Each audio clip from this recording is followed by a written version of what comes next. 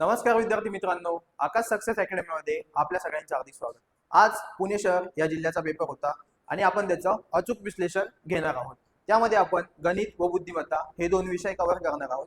ठीक आहे, तर आता आपल्या सेशनला स्टार्ट करूया। यामध्ये पहिले 1 ते 50 पर्यंतचे हे प्रश्न होते तुमचे मराठी आणि जीके जीएस चे। 51 पासून 100 पर्यंत हे जे प्रश्न असतील ते असतील मॅथ्स आणि रिझनिंगचे। मग आपला पहिला प्रश्न आहे, कोणत्याही तीन विषम संख्यांची बेरीज ही नेहमीच डॅश डॅश असते। जर तुम्ही इथे पेपर बघितला तर तुम्हाला थोडा तो ब्लर दिसेल, पण आपल्याला पेपर ह्या स्वरूपात प्राप्त झालाय त्याच्यामुळे आपण तो तसाच घेतलाय, कारण की आपल्याला लवकरात लवकर एक्सप्लेनेशन द्यायचंय। तसं मी तुम्हाला प्रत्येक प्रश्न हा व्यवस्थित वाचून दाखवणार आहे, त्याच्यामुळे तुम्हाला तो व्यवस्थित समजेलच। आता आपला पहिला प्रश्न आहे, कोणत्याही तीन विषम संख्यांची बेरीज नेहमीच काय असते ते विचारले आपल्याला। ठीक आहे, मग आता मी कोणत्याही तीन विषम संख्या घेतो। मी जर घेतले 1 अधिक 3 अधिक 5 आणि जर मी यांची बेरीज केली 1 आणि 3 4, 4 आणि 5 9 आणि 9 ही कोणती संख्या आहे तर विषम संख्या आहे। म्हणजे आपल्याला एक गोष्ट कळाली की कोणत्याही तीन विषम संख्यांची बेरीज ही नेहमी काय असते तर विषम संख्याच असते। पुढे आता एकदम सोपा प्रश्न आहे, फक्त बेरीज विचारली होती आपल्याला। बेरजेमध्ये काय विचारलंय, 72 72 अधिक 978 आणि अधिक 230 15 यांच्या सगळ्यांची बेरीज करायची होती फक्त। 8 आणि 2 10, 10 आणि 5 15, 5 हातचा किती आला 1, 7 आणि 7 14, 14 आणि 1 15 आणि आपला हातचा 1 16, 16 चे 6 परत हातचा आला 1, 9 आणि 2 11, 11 मध्ये हातचा 1 मिळवला 13, सॉरी 9 आणि 2 11, 11 मध्ये हातचा 1 मिळवला 12, 12 चे 2 हातचा परत आला 1, 7 आणि 2 सॉरी 7 आणि 3 10, 10 आणि 1 11, 1 हातचा किती आला 1 आणि 2 आणि 1 3, म्हणजेच किती 31265। 31265 आपला आहे पर्याय क्रमांक 1 हे उत्तर। जर तुम्ही हा पेपर बघितला तर maths reasoning easy to moderate मध्ये आपण ठेवू शकतो, कारण की सोपे प्रश्न होते बऱ्यापैकी। हा 1 ते 2 प्रश्न असे आहे की त्यांना मी हार्ड नाही म्हणू शकत, थोडे मीडियम लेवलचे होते, पण बाकी सगळा जर मॅथ्स रिझनिंगचा विचार केला तर हा पेपर इझी होता। पुढे गुणाकार दिलेला आहे 1 गुणिले 3 गुणिले 4 गुणिले 3, पण हे सगळे वजा आहे। ठीक आहे, म्हणजे इथे आहे तुमचा -1 नंतर -3 -4 आणि -3। आपण यांच्या सगळ्यांचा गुणाकार करूया। 1 गुणिले 3 3च, 3 चौक 12 आणि 12 किती झाले 36, पण सगळीकडे वजा चिन्ह आहे त्याच्यामुळे आपल्याला काय साइन पण लक्षात घ्यावं लागेल। मग वजा वजा काय होतात गुणाकारात अधिक, इथे पण वजा वजा काय होतात अधिक आणि अधिक अधिक अधिकच, म्हणजे आपलं उत्तर काय असेल धन 36। ठीक आहे, पुढचा प्रश्न आहे 3889 गुणिले 305। आता तुम्हीच बघा, सोपे सोपे प्रश्न आहे। पहिले 4 प्रश्नच किती सोपे होते। पहिला प्रश्न विषम संख्यांची बेरीज, नंतर दिली एक बेरीज, परत इथे काय एक गुणाकार दिला आणि परत बेरीज विचारली, सॉरी परत गुणाकार विचारला। मग गुणाकार किती आहे 3889 गुणिले 305। आपण गुणाकार करूया 3889 गुणिले 305। मग 5 ने जर गुणलं तर 5 9 45, 5 हातचे आले 4, 5 8 40, 40 आणि 4 44, 44 चे 4 परत हातचे किती आले 4, 5 8 40, 40 आणि 4 44, परत मी इथे 4 लिहिले, हातचे परत किती आले 4च, 5 3 15, 15 आणि 4 19। ठीक आहे, आता शून्याने गुणलं म्हणजे काय सगळीकडे शून्यच येणार आहे। नंतर आपण गुणूया 3 ने, 3 गुणतोय तर 3 किती नंबरला आहे 2 नंबरला, त्याच्या आधी किती अंक होते 2, त्याच्यामुळे मी इथे काय करेल 2 शून्य लिहून घेईल। आता 3 गुणू 3 9 27, 7 हातचे आले 2, 3 8 24, 24 आणि 2 26, 6 परत हातचे किती आले 2, 3 8 24, 24 आणि 2 26, 26 चा 6 हातचे आले 2, 3 3 9, 9 आणि 2 11 आणि यांची काय करायची बेरीज। 5 चे 5, 4 चे 4, 4 आणि 7 11, 1 हातचा आला 1, 9 आणि 1 10, 10 आणि 6 16, 16 चे 6 हातचा परत किती आला 1, 1 आणि 6 7, 7 आणि हातचा 1 8 आणि हे 11 तसेच, म्हणजे आपलं उत्तर किती आलं 11,86,145। 11,86,145 पर्याय क्रमांक 2 11,86,145। ठीक आहे,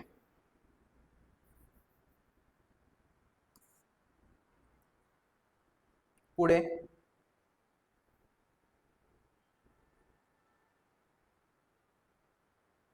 आपल्याला पुढचा प्रश्न विचारलाय 34,567 मध्ये 4 ची स्थानिक किंमत लिहा. आता 4 ची स्थानिक किंमत 4 इथे लिहिलेला आहे, ठीक आहे. 4 समोर किती अंक आहे? 3, म्हणजे 4 ची स्थानिक किंमत किती झाली? 4000. पण आपल्याला काय घातांकाच्या स्वरूपात विचारली आहे, मग याचं रूपांतर कसं होईल? 4 गुणिले 10 चा तिसरा घात, कारण की 10 चा तिसरा घात किती होतो? 1000, आणि 1000 गुणिले 4 किती झाले? 4000. म्हणजे आपलं उत्तर काय? पर्याय क्रमांक 1. पुढे 1.43 अधिक 6.1/4. जर व्यवस्थित दिसत नसेल तर मी इथे संख्या लिहून घेतो. 1.43 अधिक 6.1/4 वजा 3.1/5 अधिक 0.88 आणि वजा यांचा गुणाकार आहे 2.5 गुणिले 0.32. 2.5 गुणिले 0.32. ठीक आहे. मग आपण काय करूया, आधी सगळं कॅल्क्युलेशन सॉल्व्ह करूया. 1 पॉइंट किती आहे? 43.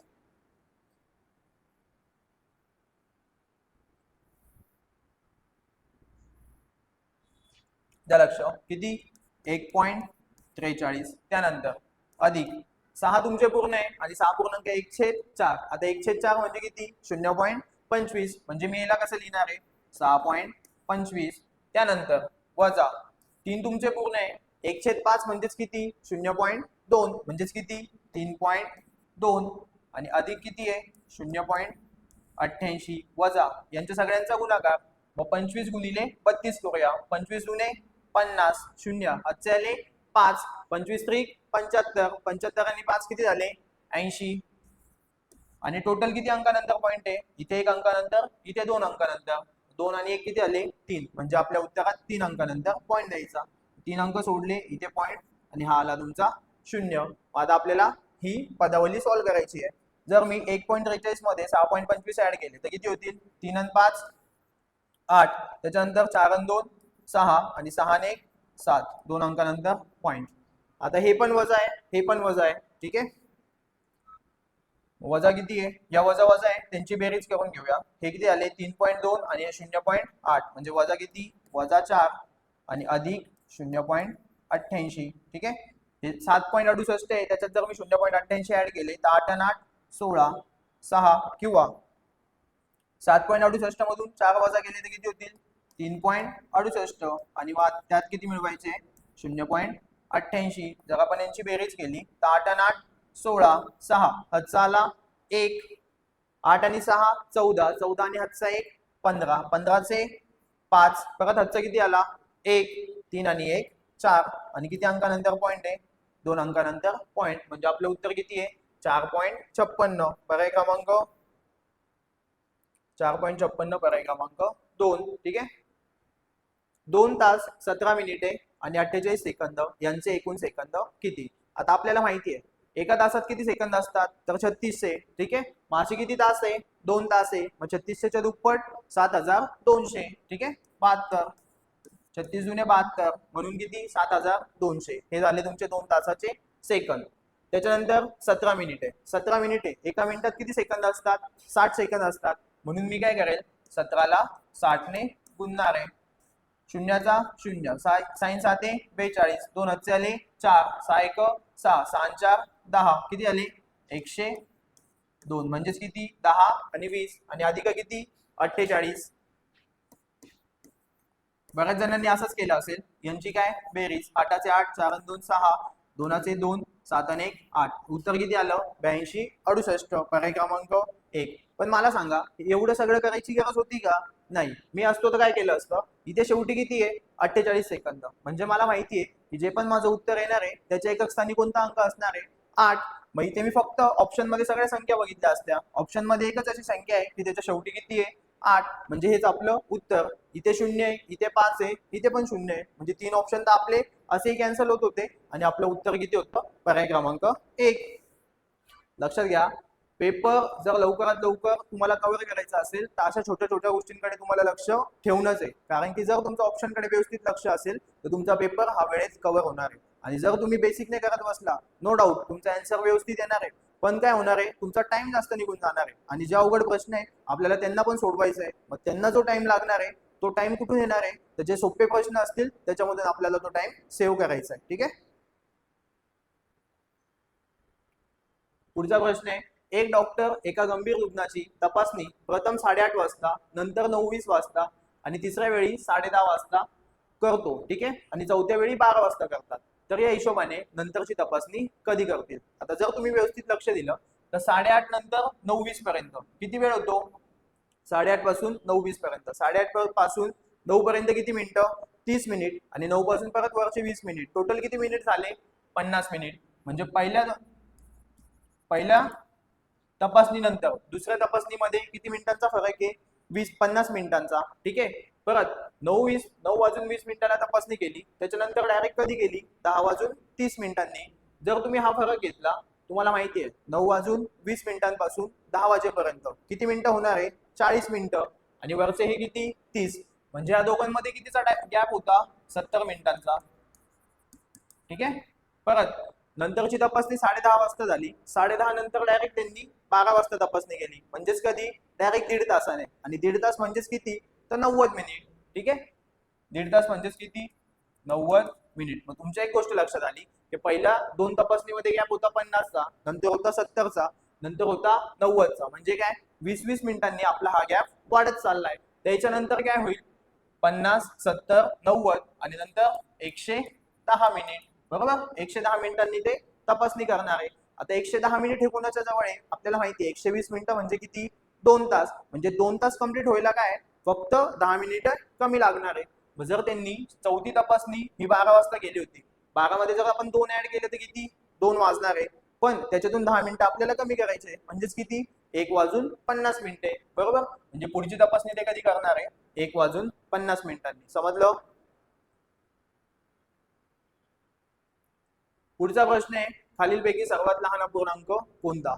आता जर तुम्ही व्यवस्थित लक्ष दिलं तर बरेच जण काय करतील? तिरकस गुणाकार करतील, कोणी काहीतरी इथे एक तर वरती शून्य लिहल, ठीक आहे, नाही तर कोणी पॉइंट मध्ये त्यांचा भागाकार करणार आहे. एवढं सगळं करायची गरज नाही.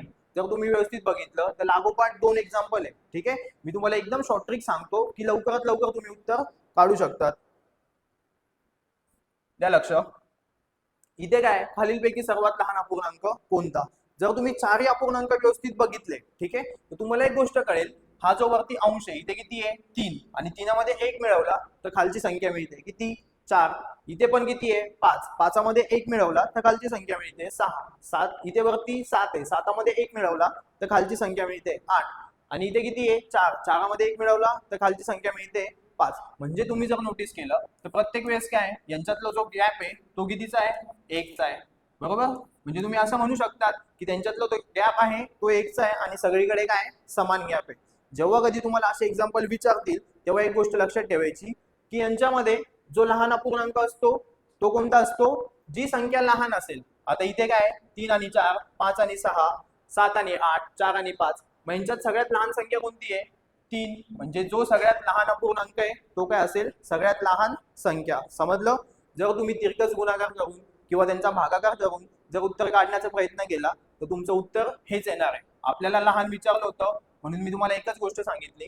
त्याच्यात मी सगळ्यांमध्ये त्यांचा फरक चेक केला की 3 मध्ये 1 मिळवला तर 4 होतो, 5त 1 मिळवला तर 6, 7त 1 मिळवला तर 8, 8त 4त 1 मिळवला तर 5. सगळीकडे समान फरक होता. जो फरक होता तो समान होता, म्हणून मी काय केलं, मला लहान अपूर्णांक विचारला होता, 3 आणि 4 हीच संख्या लहान होती, म्हणून काय 3/4 ही संख्या लहान होती. म्हणजे माझा अपूर्णांक जो लहान असेल तो कोणता असणार आहे? 3/4. आता त्याच प्रकारे खालचा प्रश्न त्यांनी सेम विचारलाय, फक्त इथे काय? खालीलपैकी सर्वात मोठा अपूर्णांक कोणता ते विचारलाय, ठीक आहे. जर तुम्ही व्यवस्थित बघितलं तर 6 मध्ये 1 मिळवला 7, म्हणजे इथे पण जो गॅप आहे तो 1चा आहे. 3 मध्ये 1 मिळवला 4, इथे पण गॅप 1चा आहे. 15 मध्ये 1 मिळवला 16, इथे पण 1चा गॅप आहे. आणि 11 मध्ये 1 मिळवला 12, इथे पण कितीचा फरक आहे? 1चाच फरक आहे. आणि आपल्याला विचारलं काय? सर्वात मोठा अपूर्णांक कोणता? फरक जर सगळीकडे समान असेल तर मी तुम्हाला काय सांगितलंय, जर लहान अपूर्णांक विचारला तर काय? जी संख्या लहान असेल तो आपला लहान अपूर्णांक, आणि जर मोठा अपूर्णांक विचारला तर सगळ्यात मोठी संख्या कोणती आहे? 15/16. म्हणजे आपलं उत्तर किती आहे? 15/16. समजलं? मी इथे तिरकस गुणाकार पण केला नाही, शून्य देऊन त्यांना भागाकार पण केला नाही, एकदम सोप्या पद्धतीने मी तुम्हाला व्यवस्थित दोन्ही एक्झाम्पल समजवले. समजलं? आणि मी तेच तुम्हाला सांगतो की जिथे बाकीचे मुलं आहे ना बेसिकने जाणार आहे किंवा शॉर्ट ट्रिक्स त्यांना माहिती नसणार आहे, ह्या सोप्या सोप्या गोष्टी आहे, नो डाऊट अँसर ते सगळे काढणार आहे, त्यांचं उत्तर पण बरोबर येणार आहे. पण जिथे ते उत्तर काढायला 1 ते 2 मिनिटं घेणार आहे ना, तिथे आपण 15 ते 20 सेकंदात उत्तर काढून पुढच्या प्रश्नावर शिफ्ट होणार आहे. आणि त्याच्यामुळे होणार काय की आपल्या पेपरमध्ये कोणताच प्रश्न आपल्याकडून सुटणार नाहीये. सगळेचे सगळे प्रश्न, जेवढे 100 प्रश्न असतील ते 100चे 100 प्रश्न आपल्याकडून कव्हर होणार आहे. ठीक आहे. मग त्याच्यासाठी खूप महत्वाच्या गोष्टी आहे की लवकरात लवकर उत्तर काढणं. जसं मी तुम्हाला सांगितलं की अॅक्युरसी तर महत्वाची आहे, पण अॅक्युरसी सोबत आपल्याला स्पीड पण जास्त महत्वाचं आहे. पुढचा प्रश्न आहे, ए स्थानकावरून बी स्थानकाकडे जाणारी 1100 मीटर लांबीची आगगाडी ताशी 50 किलोमीटर वेगाने जाते आणि बी स्थानकाकडून ए स्थानकाकडे येणारी 1300 मीटर लांबीची आगगाडी ताशी 70 किलोमीटर वेगाने जाते, तर त्या दोन्ही आगगाड्या परस्परांना किती वेळात ओलांडतील. ठीक आहे. आता लक्ष द्या, इथे आपल्याला काय विचारली आहे, वेळ विचारली आहे. बरोबर, आपल्याला विचारली आहे वेळ. तुम्हाला माहिती आहे वेळ आपण कशी काढतो, तर अंतर भागिले वेग. ठीक आहे. आता परस्पर विरुद्ध दिशेने गाड्या येत आहे, परस्पर जर विरुद्ध दिशेने येत असतील तर आपण त्यांच्या वेगांची काय करतो, बेरीज, आणि त्यांची जी लांबी असेल त्यांची काय करतो, बेरीज. मग हिची लांबी होती 1100, हिची होती 1300. जर मी 1100 मध्ये 1300 मिळवले तर टोटल किती होणार आहे, 2400. बरोबर, 1100 मध्ये जर 1300 मिळवले तर किती, 2400. म्हणजे हे जे अंतर आहे ते किती आहे, 2400. आणि भागिले, भागिले काय, आता तो त्यांचा वेग आहे. बरोबर, त्यांच्या वेगातील काय घ्यायचं मला, जर दोन्ही एका, आपल्याला काय सांगितलंय, एक निघाली ए पासून बी पर्यंत आणि दुसरी निघाली बी पासून ए पर्यंत, जर दोन्ही परस्परांच्या विरुद्ध दिशेने येत असतील तर आपण त्यांच्या वेगांची काय करतो, बेरीज करतो. म्हणजे 50 अधिक 20 यांची काय करायची, बेरीज. किती झाले, 120. पण मला एक सांगा, हे जे अंतर होतं ते आहे मीटर मध्ये, आपल्याला वेग दिलेला आहे किलोमीटर प्रति सेकंद मध्ये, म्हणजे आपल्याला त्याचे रूपांतर कशात करावं लागेल, मीटर प्रति सेकंद मध्ये. मग मीटर प्रति सेकंद मध्ये रूपांतर करताना काय करायचं, तर गुणिले 5/18. बरोबर, मग मी याला कशाने गुणणार आहे, 5/18, आणि हेच 18 नंतर माझे काय वरती जाणार आहे, म्हणजे हे किती होतील, 2400.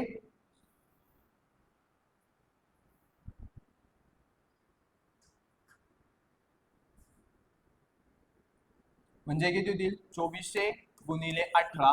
ठीक आहे. आणि भागिले 120 गुणिले 5, भागिले काय होणार आहे, 120 गुणिले 5, कारण की हे जे 18 आहे ते वरती जातील. मग आता आपण भाग देऊया, 0 गेला 0 गेला, 12 1 12, 12 2 24, 12 0 0. 5 ने जर भाग दिला तर किती होणार आहे, 5 1 5, 5 चोक 20 आणि 18 चोक किती झाले, 72. म्हणजे आपलं उत्तर किती आलं, 72 सेकंद. ठीक आहे. मग आपलं उत्तर किती आहे, पर्याय क्रमांक 2, 72 सेकंद. समजलं. पुढे, एक बोट संत पाण्यात ताशी 25 किलोमीटर वेगाने जाते. म्हणजे आपल्याला इथे काय बोटेचा स्पीड दिलेला आहे. मग बोटेचा स्पीड किती आहे, बोट बरोबर किती स्पीड आहे तिचा, 25 किलोमीटर पर आवर. ठीक आहे. 25 किलोमीटर वेगाने जाते.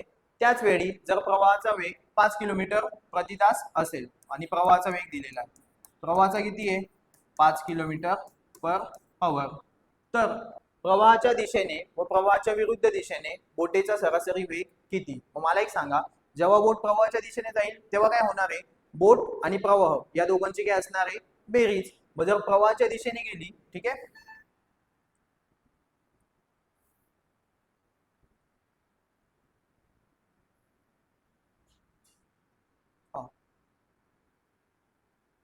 द्या लक्ष, जर बोट प्रवाहाच्या दिशेने गेली, प्रवाहाच्या दिशेने, तर तिचा स्पीड किती असणार आहे, दोन्ही वेगांची काय होईल, बेरीज. 25 आणि 5 30 किलोमीटर पर आवर. आणि जर विरुद्ध दिशेने गेली, ठीक आहे, प्रवाहाच्या विरुद्ध दिशेने, विरुद्ध दिशेने गेली तर काय होईल, दोघांची वजाबाकी. 25 मधून 5 गेले किती, 25 मधून 5 गेले 20. ठीक आहे, 20 किलोमीटर पर आवर. आणि आपल्याला काय विचारले, सरासरी वेग.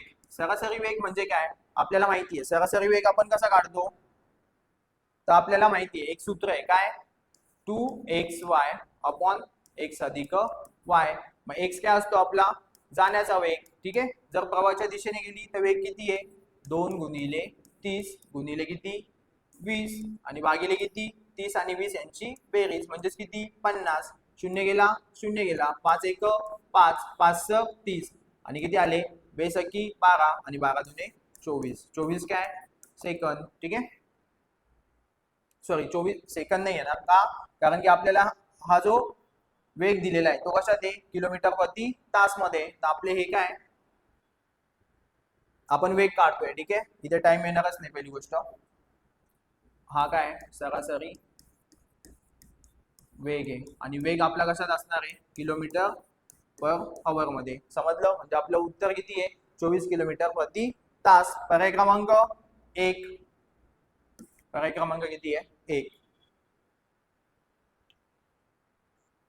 पुढचं आपलं एक्झाम्पल आहे ए एक काम 20 दिवसात करतो, बी तेच काम 30 दिवसात करतो व सी तेच काम 45 दिवसात करत असेल तर तेच काम तिघे मिळून एकत्रितरित्या किती दिवसात कंप्लीट करतील. लक्ष द्या आपल्याला काय सांगितलंय ए किती दिवसात करतो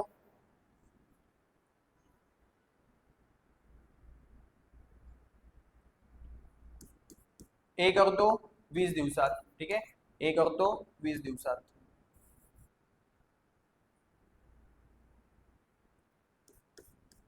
ए करतो 20 दिवसात. बी किती दिवसात करतो बी करतो 30 दिवसात.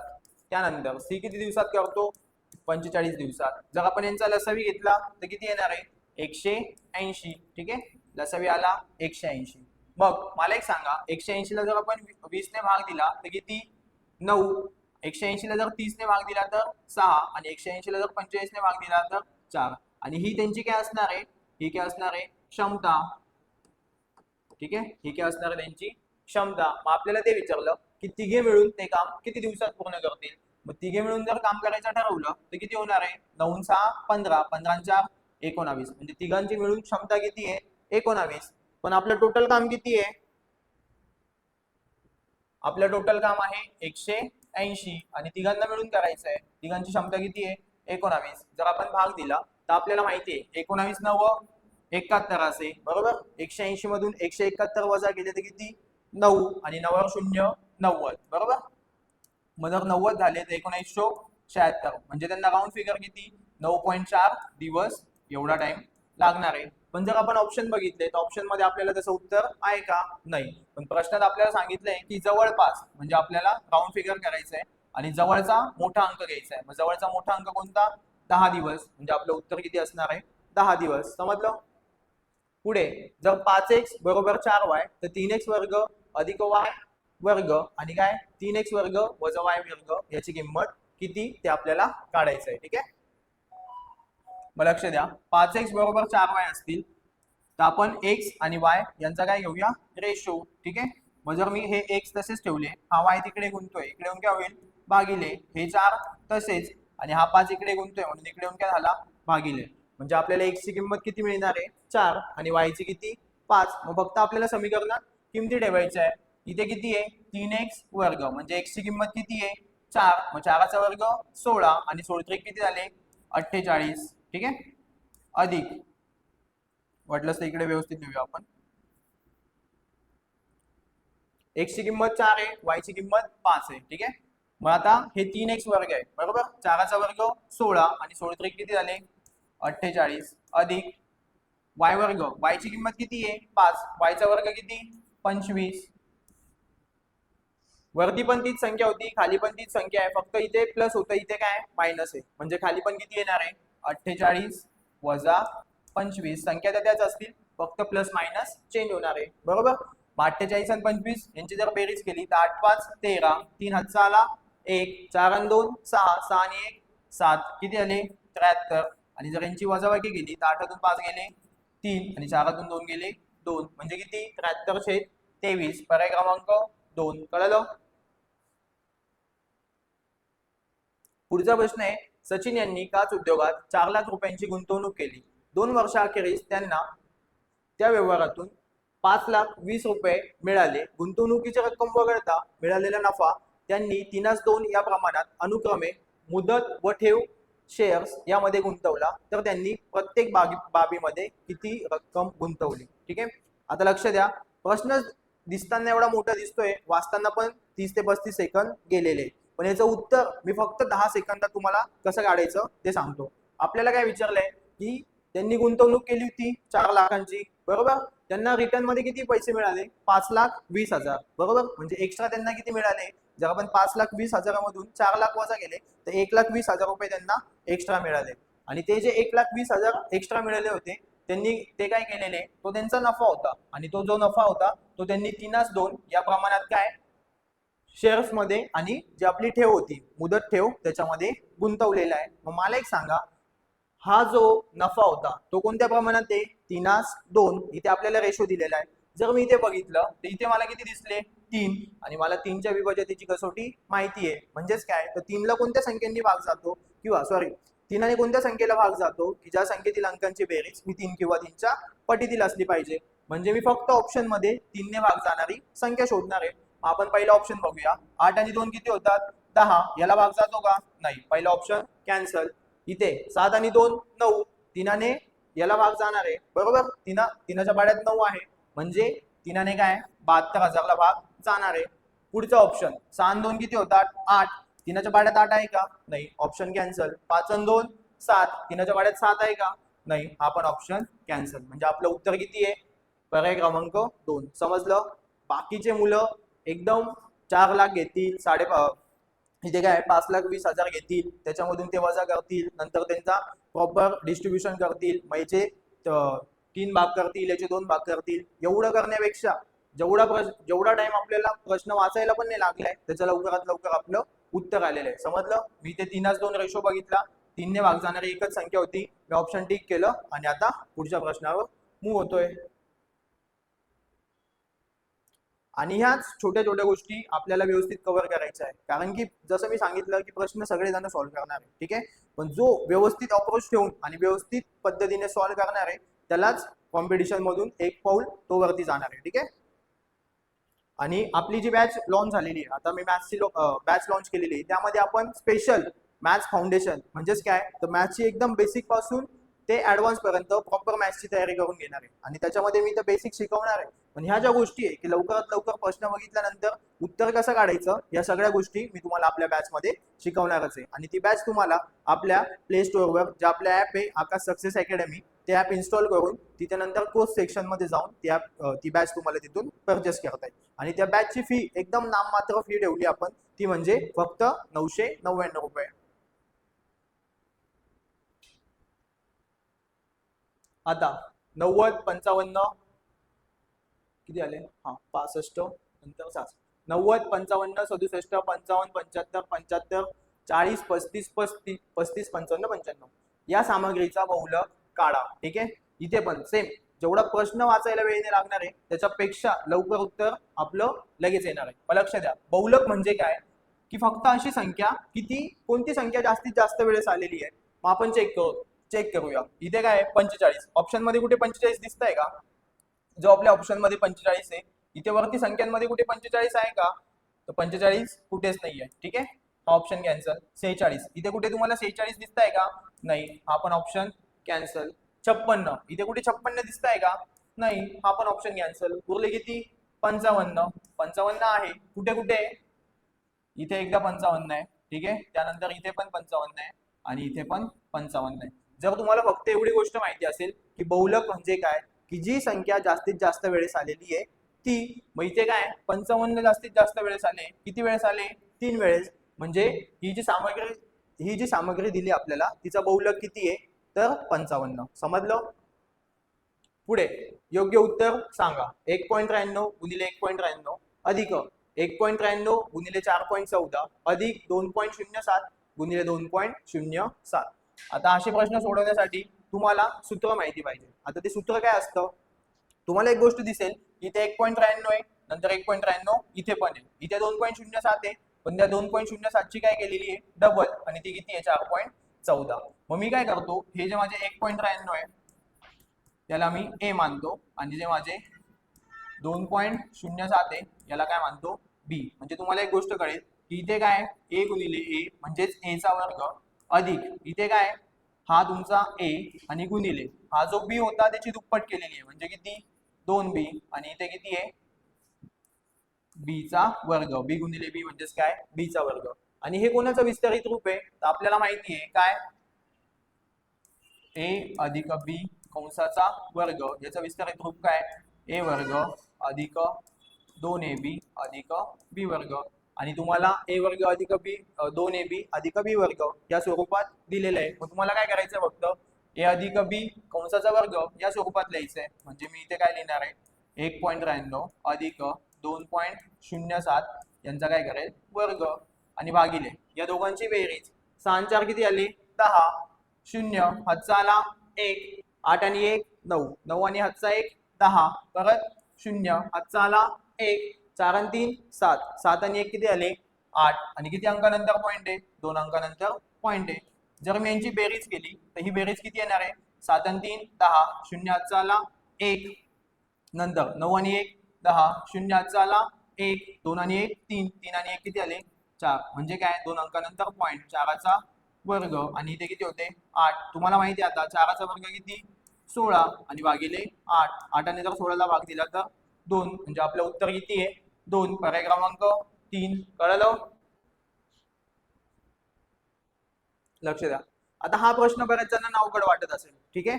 मी एकदम सोप्या पद्धतीने आधी एकदम शॉर्ट ट्रिक्सने याचं उत्तर तुम्हाला सांगतोय. काय विचारलंय हे व्यवस्थित जर दिसत नसेल तर मी लिहून दाखवतो, ठीक आहे. इथे 6 आहे आणि त्याचा जो इथं घात आहे तो किती आहे 4 आहे, ठीक आहे, म्हणजे चौथं मूळ आहे त्याचं. इथे कर्णचिन्हात 5 आहे आणि जो इथला त्याचा मूळ आहे ते आहे 6. इथे आहे कर्णचिन्हात 2 आणि जे त्याचं मूळ आहे ते आहे 3. आणि आपल्याला विचारले की दिलेल्या पर्यायातील संख्या उतरत्या क्रमाने लिहा. काय करायचं एकदम सोपं सांगतो. इथे काय 4 6 3 यालाच आपण कोणत्या प्रमाणात लिहू शकतो किंवा कोणत्या याच्यात लिहू शकतो 6चा 1/4 हा घातांक, बरोबर. तुम्हाला माहिती आहे जर इथे 4 असेल तर आपण काय करतो 4 खाली घेतो आणि त्याच्या डोक्यावरती 1 लिहितो. म्हणजे मी याचं रूपांतर कशात केलं 6चा 1/4. इथे काय होणार आहे 5चा 1/6, बरोबर. आणि इथे काय होईल 2चा 1/3. म्हणजे त्यांचे घातांक कसे आले 1/4 1/6 आणि 1/3. आता मला काय करायचंय ते घातांक समान करायचे. मग ते समान कसे होतील तर हे जे 4 6 आणि 3 आहे यांचा काय करायचा एलसीएम घ्यायचा. एलसीएम म्हणजेच काय लसावी घ्यायचा. मग लसावी किती आला 12, बरोबर. 4 6 आणि 3 जर तुम्ही यांचा लसावी घेतला तर तो किती आला 12. म्हणून मी काय करणार आहे सगळ्या संख्यांना जो त्यांचा घातांक होता त्याला 12ने गुणणार आहे. मग इथे आले गुणिले 12 आणि गुणिले 12. मी असं का केलं माहिती का की हे जे खाली छेदस्थानी जी संख्या होती ती मला कॅन्सल करायची होती. आणि ती कॅन्सल कशी होणार होती तर मला अशी संख्या पाहिजे होती का तिने ती म्हणजे त्या संख्येला भाग गेला असता. म्हणून मी काय केलं की सगळ्यांचा लसावी घेतला, लसावी आला 12 आणि म्हणून मी सगळ्यांना 12ने गुणलंय. मग आता जर 4ने 12ला भाग दिला तर किती होतील 6चा घन. काय का बरं असं होईल की 4 1 4 आणि 4 3 12, ठीक आहे. त्याच्यानंतर 5चा कितवा घात होईल 6 1 6 6 2 12 म्हणजे 5चा होईल वर्ग. इथे काय होणार आहे 2चा 3 1 3 3 चौक 12 म्हणजे 2चा कितवा घात होईल 4. आणि तुम्हाला माहिती आहे 6चा घन किती 216, 5चा 25 आणि 2चा चौथा घात किती 2चा घन 8 आणि त्याची दुप्पट 16, बरोबर.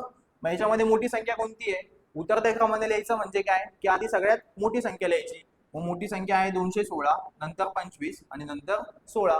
म्हणजेच काय सगळ्यात आधी काय असेल 6 आणि तिचा वर्गमुळात 6 तिचा कितवा चौथा घात होता, नंतर 5 वर्गमुळात 6 आणि नंतर 2 वर्गमुळात 3, ठीक आहे. म्हणजे किती पर्याय क्रमांक 1 हे आपलं उत्तर आहे. समजलं.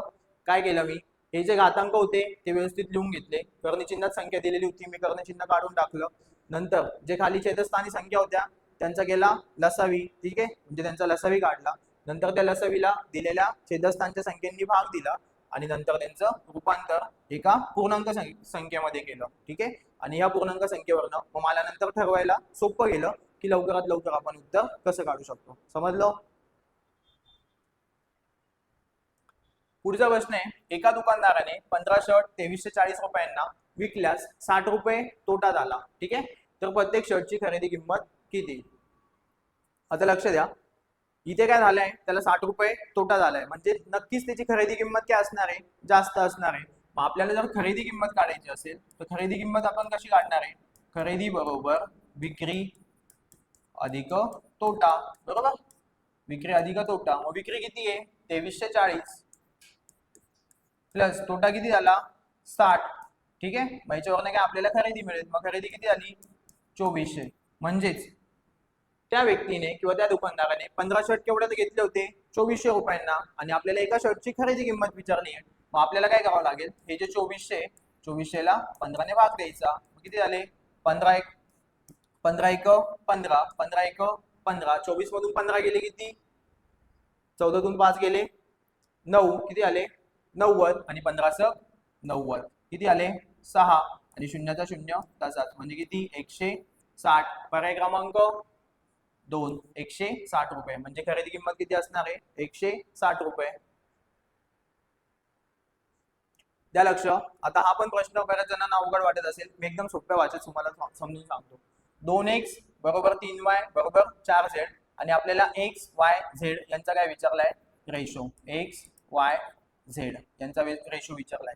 एकदम सिंपल आहे. काय करायचं, x चा जर रेशो काढायचा असेल तर x वर हात ठेवायचा, म्हणजे x हाकायचा, उरले किती 3 आणि 4 यांचा गुणाकार करायचा, किती आले 3 चौक 12, ते लिहायचे x च्या खाली. ठीक आहे, त्याच्यानंतर आता y चा रेशो काढायचा आहे, तर y वर हात ठेवायचा, उरले किती 2 आणि 4, मग 2 आणि 4 चा गुणाकार किती 4 दुने 8. ठीक आहे, आणि आता z चा काढायचा आहे, तर z झाकून टाकायचा, उरले किती 2 आणि 3, मग 2 आणि 3 यांचा गुणाकार किती 3 दुने 6, आणि जर याला भाग जात असेल तर देऊन द्यायचा, मग 2 ने भाग देऊया, बेसकी 12 बेचोक 8 आणि बेत्रिक 6, किती आले 6 4 3. पर्याय क्रमांक 1. लक्ष द्या. शिरीन मारियापेक्षा 3 वर्षांनी लहान आहे. 2 वर्षानंतर त्यांच्या वयाचे प्रमाण 5/6 होईल, तर शिरीनचे आजचे वय काय. शिरीन मारियापेक्षा काय 3 वर्षांनी लहान आहे, बरोबर. म्हणजे जसं जसं त्या मोठ्या होतील तसं काय त्यांचा गॅप पण सेमच असणार आहे, तो गॅप चेंज होणार आहे का नाही, बरोबर. मग आपल्याला 2 वर्षानंतर त्यांचा वयाचं प्रमाण दिलेलं आहे, किती 5/6.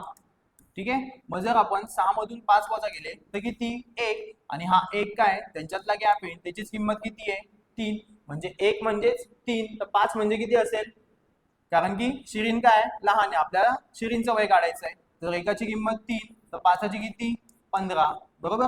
म्हणजे 2 वर्षानंतर शिरीनचं वय किती असणार आहे 15 वर्ष. आपल्याला काय आजचं विचारलंय, 2 वर्षानंतर जर 15 असेल तर आजचं वय किती 15 मधून 2 वजा करा, किती 13 वर्ष. पर्याय क्रमांक 1. पुढचा प्रश्न आहे, एक साधे पेय कारखान्यात एक यंत्र 840 बॉटल 6 तासात भरते, तर 5 तासात ते यंत्र किती बॉटल भरेल. सोपा प्रश्न आहे एकदम. 6 तासात किती बॉटल भरतं 840, तर गुणिले 5 तासात किती भरेल 6 1 6 6 1 6, 8तून 6 गेले 2, 2 4 24, 6 चौक 24, 140 गुणिले 5 म्हणजे 14 म्हणजे किती 70, शून्याचा शून्य तसाच. पर्याय क्रमांक 4. पुढचा प्रश्न आहे, एका आयताकृती भ्रमणध्वनी संचाची लांबी त्याच्या रुंदीपेक्षा 3 ने जास्त आहे. जर त्याची परिमिती 14 सेमी असेल तर त्या भ्रमणध्वनी संचाची लांबी किती. आता इथे सगळीकडे आपल्याला काय लांबी दिलेली, आणि आपल्याला प्रश्नात असं सांगितलंय की लांबी ही काय 3 ने जास्त आहे, कोणापेक्षा रुंदीपेक्षा. मग जर लांबी 13 असेल तर रुंदी किती झाली 10, आणि परिमिती कशी करतो आपण, कशी काढतो, लांबी अधिक रुंदी आणि याची काय करायची दुप्पट. मग मी लांबी आणि रुंदीची जर दुप्पट केली तर त्यांची बेरीज केली तर 3चे 3, 1 आणि 2 3, आणि 23 दुने किती होतात 46. आपल्याला किती पाहिजे 34, म्हणजे हा ऑप्शन कॅन्सल. पुढे जर लांबी 7 असेल तर रुंदी किती आली 4, कारण की लांबी काय 3 ने जास्त आहे रुंदीपेक्षा. मग जर रुंदी काढायची असेल तर 7तून 3 गेले 4, 7 आणि 4 किती आले 11, आणि 11ची दुप्पट केली तर किती 22. आपल्याला किती पाहिजे 34, हा पण ऑप्शन कॅन्सल. जर लांबी 10 असेल तर रुंदी काय 3 ने कमी आहे, म्हणजे रुंदी किती असेल 7, 10 आणि 7 किती आले 17, आणि 17ची दुप्पट 34, आपल्याला 34च पाहिजे, म्हणजे आपली लांबी किती आहे 10 सेंटीमीटर. समजलं.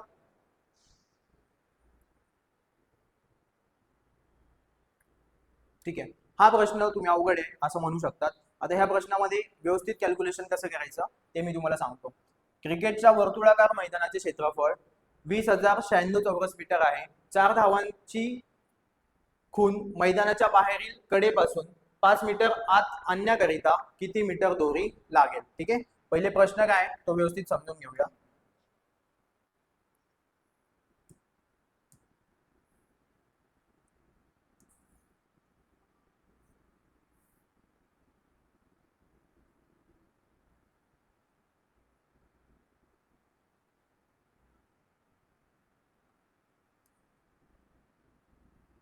ठीक आहे.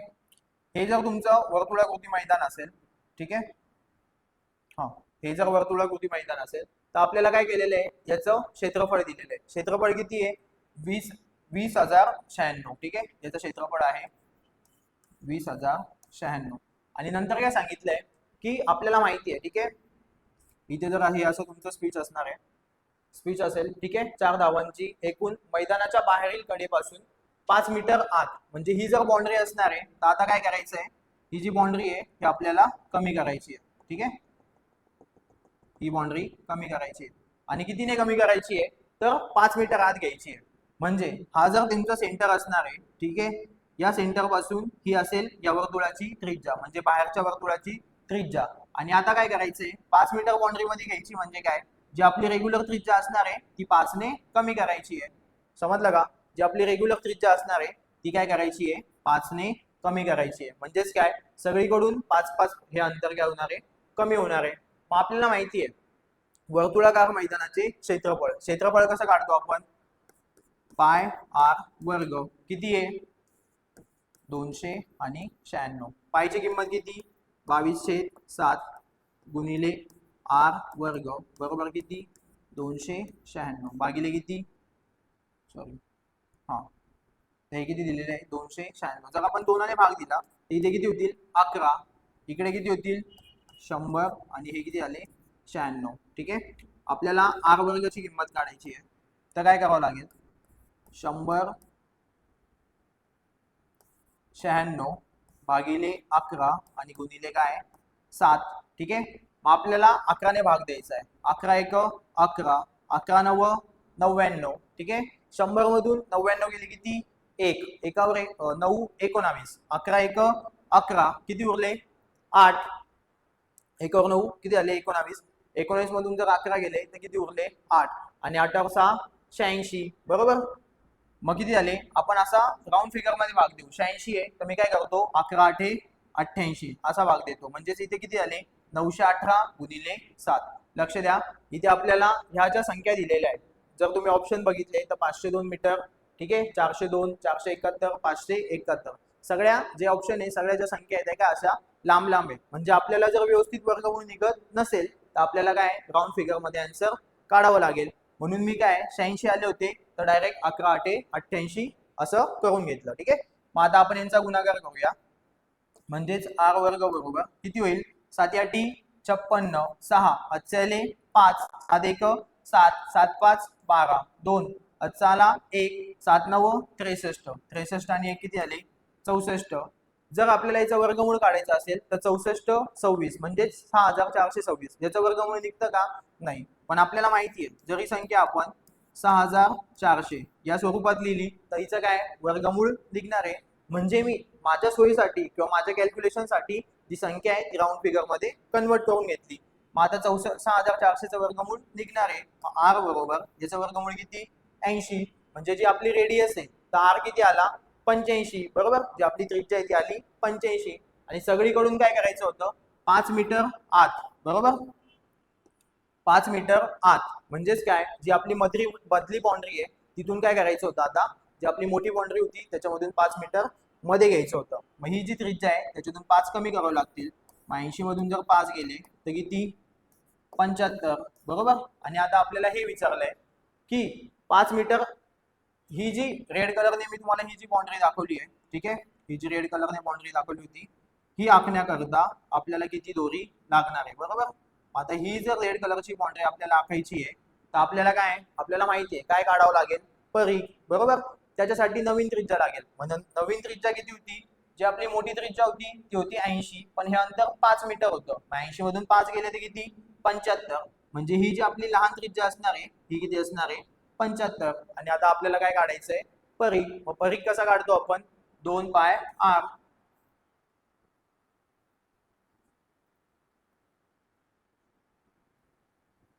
2 गुणिले 22/7 गुणिले किती आर किती आहे 75. ठीक आहे, मग आता आपण यांचा गुणाकार करूया. किती होतील, जर मी 22 ठीक आहे भाग देऊया, 22 गुणे 44, 44 गुणिले 75. ठीक आहे, यांचा गुणाकार करूया 44 गुणिले 75. किती होतील? 5 चोक 20, 0 हातचे आले 2, 5 चोक 20, 20 आणि 2 22, परत 7 चोक 28, 8 हातचे आले 2, 7 चोक 28, 28 आणि 2 30, ठीक आहे. आणि यांची जर बेरीज केली तर शून्याचा 0, 8 आणि 2 10, 0 हातचा आला 1, 2 आणि 1 3, म्हणजे किती आले? 3300, बरोबर. 3300 भागिले किती? 7. आणि जर आपण याला भाग दिला तर आपलं उत्तर किती येणार आहे? 7 चोक 28, 33 मधून 28 गेले किती? 13 तून 8 गेले 5, किती आले? 50, बरोबर. आणि 7ला जर 50ला जर 7ने भाग दिला तर 7 7 49, किती उरला? 1, 1 0 10 आणि 7 1 7, म्हणजे 771 पॉईंट काहीतरी समथिंग हे उत्तर येणार आहे. पण आपल्याला सगळे उत्तर जे पॉईंट जे आपल्याला ऑप्शन दिलेले ते काय सगळ्या लांब लांबच्या संख्या होत्या, म्हणजे जवळपास आपलं उत्तर किती आहे? 471. समजलं? 3300 ला मी 7ने भाग दिला, 7 चोक 28, 33 मधून 28 गेले किती? 5, 5 0 50, 7 7 49, 1 उरला 10 झाले, 7 1 7, म्हणजे आपलं उत्तर किती आलं? 471 मीटर. पर्याय क्रमांक 3. हा, एवढ्या सगळ्या प्रश्नांमध्ये हा प्रश्न थोडा कॅल्क्युलेटिव्ह होता आणि थोडा वेळखाऊ होता, हे मी मान्य करतो, ठीक आहे. पुढचा प्रश्न आहे, दुकानात 20 किलोग्राम ज्वारी व 50 किलोग्राम गहू आहेत. सर्व धान्य पिशव्यांमध्ये भरायचे आहे, तर प्रत्येक पिशवीमध्ये समान वजनाचे धान्य भरायचे असल्यास तर जास्तीत जास्त किती वजनाचे धान्य प्रत्येक पिशवीत भरता येईल? आता एवढं सगळं वाचलंय, पण करायचं काय? एकदम छोटी गोष्ट. काय? 20 आणि 50 यांचा काय घ्यायचा आहे? फक्त मसावी. आता 20 आणि 50चा मसावी किती? 10, 10 दुने 20, 10 पाचे 50, म्हणजे प्रत्येक पिशवीमध्ये किती किलो धान्य घ्यायचंय? 10 किलोग्रॅम. समजलं? हा, आता 51 पासून 75 पर्यंत आपले होते गणिताचे प्रश्न. गणिताचे प्रश्न झाले. आता 76 पासून पुढे 100 पर्यंत आपले असणार आहे रिझनिंगचे क्वेश्चन, ठीक आहे. तर मग ते एकदा व्यवस्थित बघूया. 6 वाजून 15 मिनिटांनी घड्याळाचा तास काटा व मिनिट काटा यांच्यात किती अंशाचा कोन होईल? आतापर्यंत मी जेवढे क्वेश्चन पेपर बघितले प्रत्येक पेपरमध्ये घड्याळाचा तास काटा व मिनिट काटा यांच्यातील कोन हा प्रत्येक वेळेस विचारलाय, तर हे व्यवस्थित तुम्ही करूनच घ्या, ठीक आहे. आता 6 वाजून 15 मिनिटांनी तुम्हाला याचं सूत्र माहिती आहे काय? 30 गुणिले तास. तास किती आहे? 6, वजा काय करायचं? 11/2 किती मिनिट आहे? गुणिले 15, मग 30 गुणिले 6 किती आले? 180, वजा हे किती? जर आपण यांचा गुणाकार केला तर 15 1 15, 5 हातचा 1, 15 1 15 आणि 1 16, आणि भागिले किती आहे? 2, म्हणजे 180 वजा 82 16 बेदुने 4, 82.5. मग जर 180 मधून 82.5 वजा गेले तर किती उरणार आहे? 10 तून 5 गेले 5, आजचा इथला देऊन टाकला 3 झाले, ठीक आहे. 10 तून 3 गेले 7, आणि आजचा इथला देऊन टाकला, म्हणजे किती? 18 तून 9 गेले 9, 9 97.5, एका अंकानंतर पॉईंट आहे, म्हणजेच किती? 97.5. उत्तर किती आपलं? पर्याय क्रमांक 1, 97.5. जर संख्या व्यवस्थित दिसत नसतील तर मी हा व्यवस्थित लिहून घेतोय. इथे काय आहे? 6, नंतर 2, परत 12, मग 6, त्यानंतर क्वेश्चन मार्क आहे 12 आणि 30, ठीक आहे. इथे काय झालेलं आहे? 6 मध्ये किती मिळवले तर 6 येतात, सॉरी 6 मध्ये किती मिळवले तर 12 येतात, 6 मध्ये 6 मिळवले. त्याच्यानंतर 12 मध्ये काय? 8 मिळवावे लागतील. मग 12 मध्ये जर 8 मिळवले तर किती होतील? 20, म्हणजे क्वेश्चन मार्कच्या जागी कोणता अंक असेल किंवा कोणती संख्या असेल? 20. मग 20 मध्ये परत किती? 10 मिळवायचे. 6 8 10, 20 मध्ये 10 मिळवले तर किती आले? 30. आणि इथे काय? 2 मध्ये किती मिळवले तर 6 येतात, 4, परत 6 मध्ये किती मिळवले तर 12 येतात, 6, ठीक आहे. म्हणजे 4 6 असं काय 2 2 ने त्यांचा जो फरक आहे तो वाढत चाललाय. म्हणजे काय? 12 मध्ये 8 मिळवावे लागतील, म्हणजे किती येणार आहे? 20. म्हणजे क्वेश्चन मार्कच्या जागी कोणती संख्या असणार आहे? 20. आता हे थोडं व्यवस्थित दिसत नाहीये, तर मी लिहून घेतो काय काय. एकदा मी मोबाईल मध्ये चेक करतो, कारण की इथे व्यवस्थित दिसत नाहीये.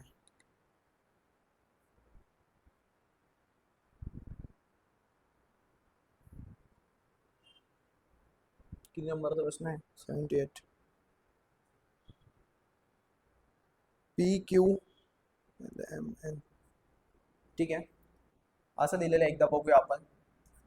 PQ, त्याच्यानंतर डॅश आहे, S, परत डॅश, LMN, इथे LMN, परत डॅश QRSK, RSK, परत L आणि मग नंतर dash NPR, NPQR, QR, SK, LMN, L आणि पुढे आहे MN. ठीक आहे, SK LMN. हे खालचं पण व्यवस्थित दिसत नाही, ते पण एकदा बघून घेऊया. X dash Y, I think X dash Y आणि N आहे. आता ज्या विद्यार्थ्यांनी फोटो काढले, ठीक आहे, त्याने व्यवस्थित काय ते फोटो काढले नव्हते आणि सगळं ब्लर दिसतंय, तरी पण जेवढे समजते तेवढं आपण लिहून घेऊया. X dash YN dash AXX Y ACAXX आणि पुढे डॅश. ठीक आहे, दोन्ही प्रश्न मी व्यवस्थित लिहून घेतलेले आहे. आता PQ डॅश S परत डॅश LMN डॅश QRSKL परत डॅश NPQRSKLMN. ठीक आहे, म्हणजे तुम्हाला एक गोष्ट दिसली का इथे काय L नंतर M आलेला आहे, म्हणजे इथे काय असेल M, बरोबर, आणि M नंतर परत N आलेला आहे. इथे LMN LMN, इथे काय P, म्हणजे इथे काय असेल P नंतर लगेच Q आलेला आहे. परत S, च्या अगोदर काय, च्या अगोदर आहे R आणि च्या नंतर काय K, म्हणून इथे असेल K, इथे असेल R, म्हणजे आपलं उत्तर काय असणार आहे RKPM.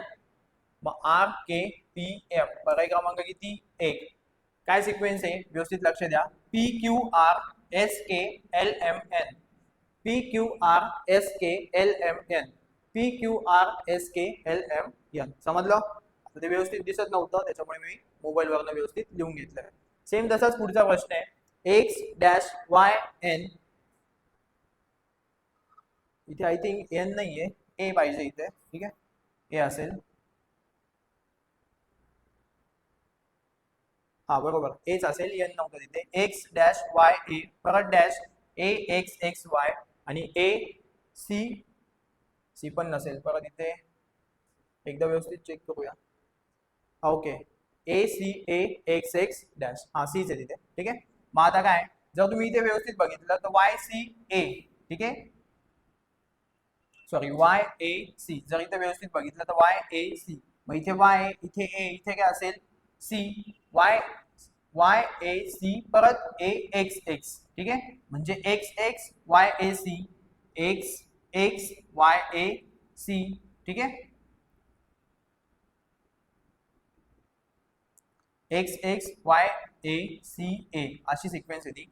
XXYACA परत XXYACA, मग परत XXY, मग पुढे काय असेल ACA. समजलं? XXYACA, XXYACA आणि XXYACA. ठीक आहे, आता प्रश्न व्यवस्थित फोटो काढल्यामुळे आपल्याला व्यवस्थित समजत नाहीये, तर इथून पुढे सगळ्या विद्यार्थ्यांना सूचना आहे, जे कोणी मला प्रश्न पाठवत असतील किंवा जे कोणी आपल्याला क्वेश्चन पेपर सेंड करत असतील, तर त्यांना सगळ्यांना एक सूचना आहे की व्यवस्थित क्वेश्चन पेपरचा क्लिअर फोटो काढा आणि मग तो सेंड करत चला. कारण की होतं काय, जर तुम्ही फोटोच व्यवस्थित काढला नाही तर इथे व्हाईट बोर्डवर किंवा आपला जो डिजिटल बोर्ड आहे त्याच्यावर अजून ते झूम होतं आणि व्यवस्थित क्लिअर दिसत नाही आणि जास्त ब्लर होऊन जातं, त्याच्यामुळे मग व्यवस्थित क्लिअर होत नाही की नेमकं सांगायचं काय. ठीक आहे, आता पुढचा प्रश्न आहे मिरची. मिरची पासून काय बनवतो आपण, तिखट, म्हणजेच काय मिरची पावडर, बरोबर. तर ऊसापासून काय बनवायचं, गुळ, म्हणजे पर्याय क्रमांक 1. गुलाब, गुलाबाचा काय असतो ताटवा, तर उंटांचा काय असतो तांडा, पर्याय क्रमांक 4. सोपे सोपे प्रश्न आहे. एका सांकेतिक भाषेत रिमूव्ह हा शब्द 23, 70, 63 असा लिहिला, एंड हा शब्द 385 असा लिहिला, तर आपल्याला काय विचारलंय रेड हा शब्द कसा लिहिला जाईल. तर आर साठी काय, आर साठी 2, म्हणून इथे 2. ई साठी कोणता आहे, ई साठी काय 3. ठीक आहे, मग ई साठी आहे 3 आणि डी साठी काय, डी साठी 5. म्हणजे काय रेड शब्द कसा लिहिला जाईल 235, पर्याय क्रमांक 4 235.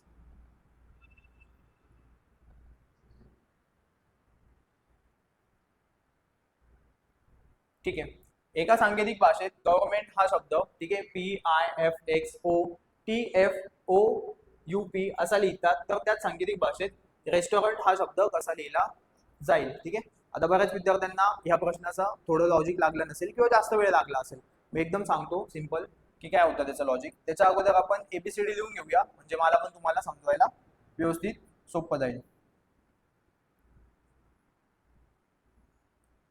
मग आपण ABCD लिहून घेऊया. ठीक आहे.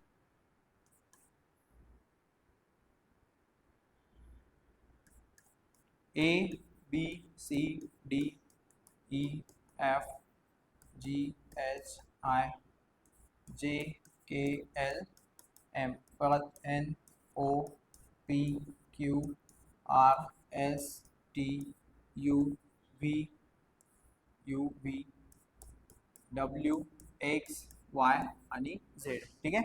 काय शब्द आहे? गव्हर्नमेंट. त्या लक्ष GOVER नंतर GOVERNMENT आणि हा शब्द कसा लिहिलेला आहे? PIFX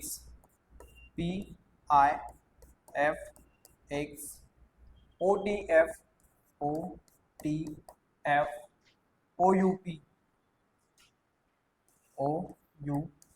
ठीक आहे. 3 3 दूने 6 3 त्रिक 9 1 10 3 3 दूने 6 3 त्रिक 9 1 10. लक्ष द्या, इथे काय झालेलं आहे, दोन दोन शब्दांची त्यांनी जोडी केलेली आहे. ठीक आहे. म्हणजे इथे या दोघांची जोडी आहे, नंतर ह्या दोघांची आहे, नंतर ह्या दोघांची आहे, ह्या दोघांची आहे आणि ह्या दोघांची. आपल्याला विचारलेला कोणता शब्द आहे? रेस्टॉरंट. आपण तो पण व्यवस्थित लिहून घेऊया. RESTAURANT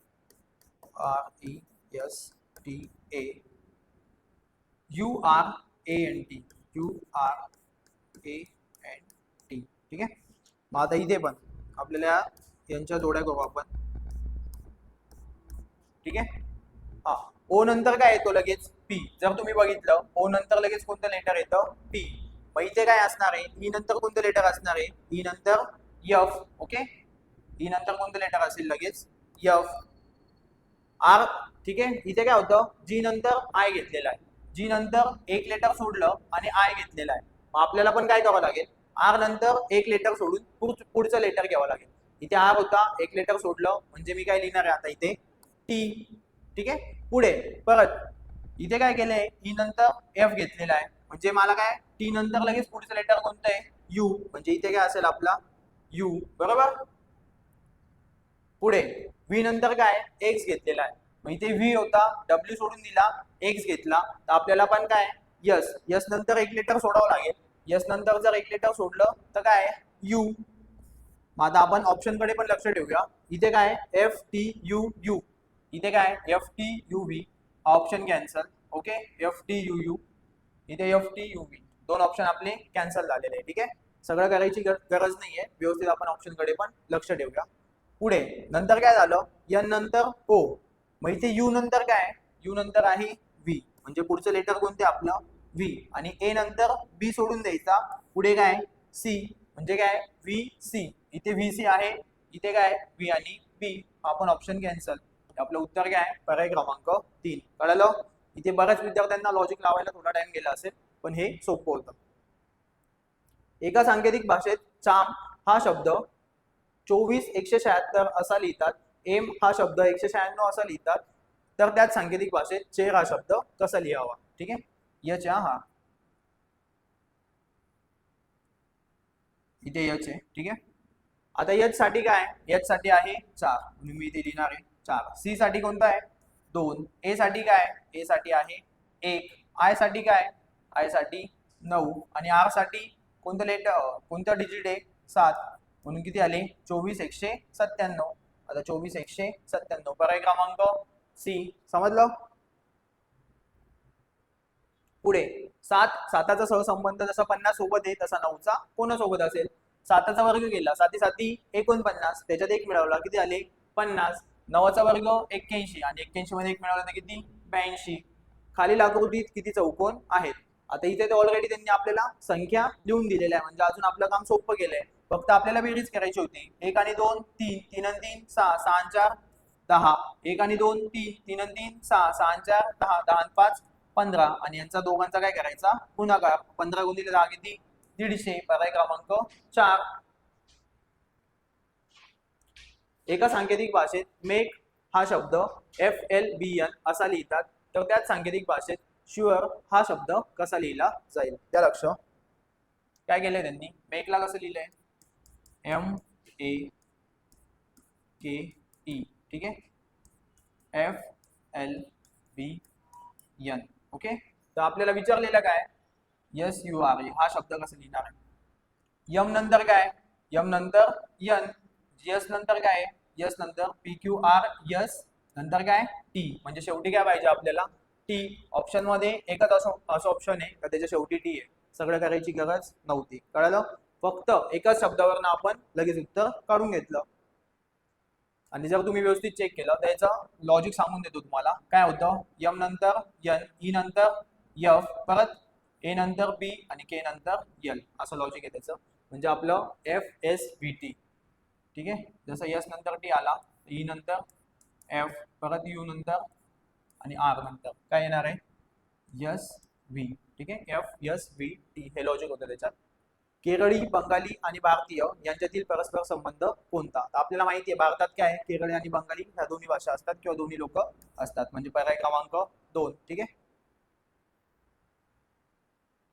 पुढचं, 10 वर्षांपूर्वी मुलगा व वडील यांच्या वयाचे गुणोत्तर 1:5 होते, परंतु 5 वर्षानंतर त्यांच्या वयाचे गुणोत्तर 1:2 होईल, तर त्यांच्या आजच्या वयाचे गुणोत्तर किती. मग लक्ष द्या.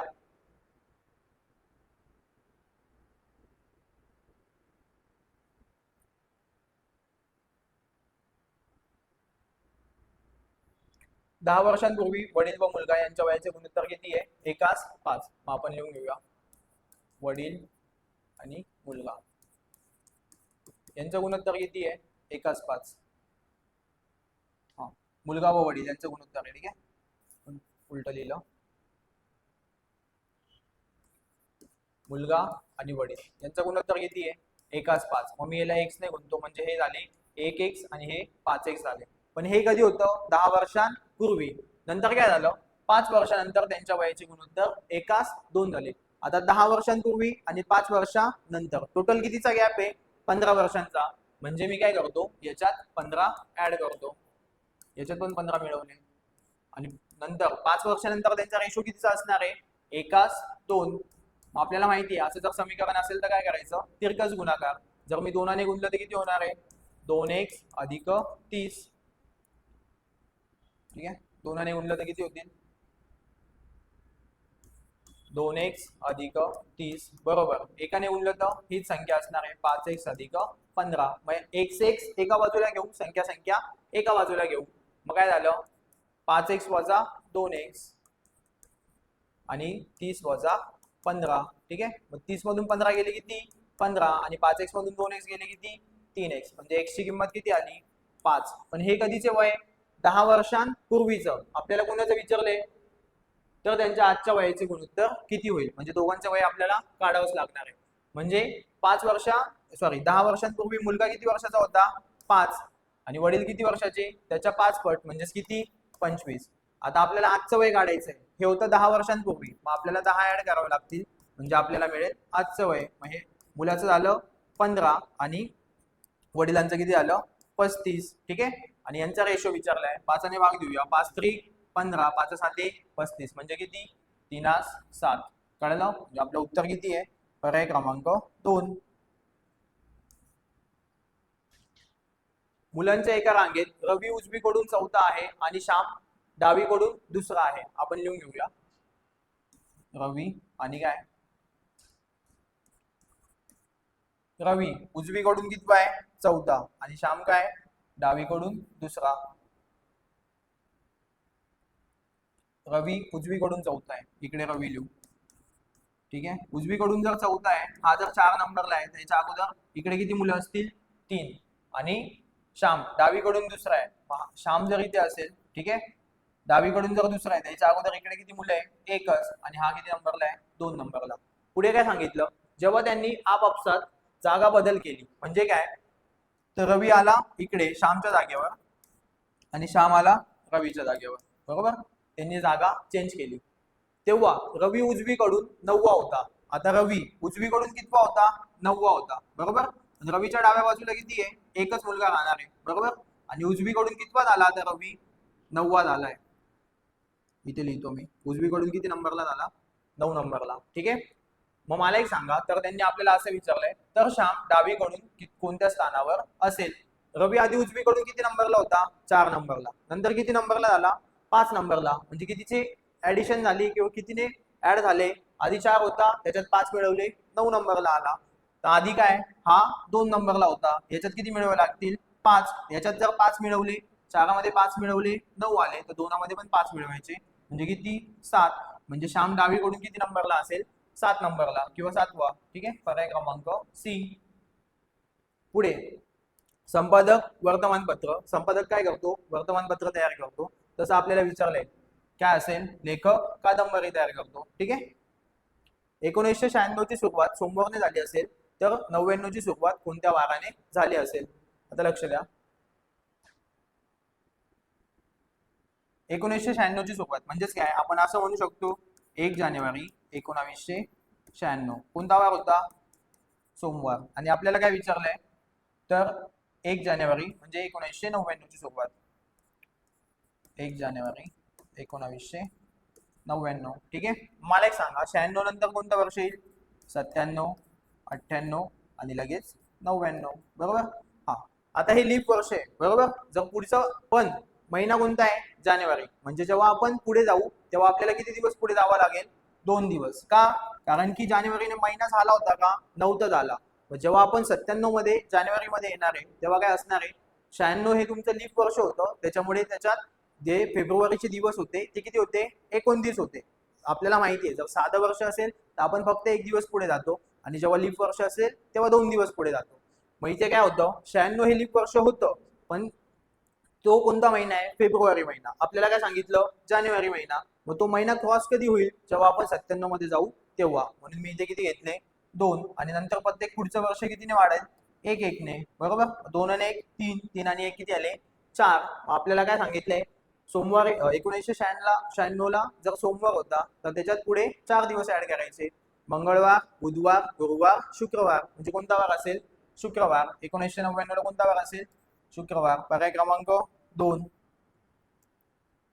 कळालं? पर्याय क्रमांक 2. पुढे खालील विधाने विचारात घ्या. ए हा बी पेक्षा वयाने मोठा आहे. ठीक आहे, ए हा बी पेक्षा वयाने मोठा आहे. पुढे सी आणि डी हे एकाच वयाचे आहेत. सी आणि डी हे एकाच वयाचे आहेत. ई वयाने सर्वात लहान आहे. ठीक आहे, ई काय? वयाने सर्वात लहान आहे. एफ हा वयाने डी पेक्षा छोटा आहे. एफ हा वयाने डी पेक्षा छोटा आहे, म्हणजे डी मोठा आहे. ठीक आहे. पुढे एफ हा वयाने ए पेक्षा मोठा आहे.